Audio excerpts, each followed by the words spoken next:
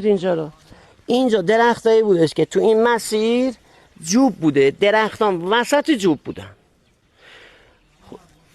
یه سال یه بنده خدا اومده گفته این جوباتون رو اینجوری کنین، یعنی به جای اینکه اینجوری باشه اینجوری کنید، یعنی به جای اینکه رو به طول باشه رو به عرض کنین. سالی بعدش یه لوله کش میاد میگه خب نه اینجوری هم نکنین، بیان قطره کنین، این کارو بکنین. و اومدن دور تا دور تمامی درختان خاک دادند.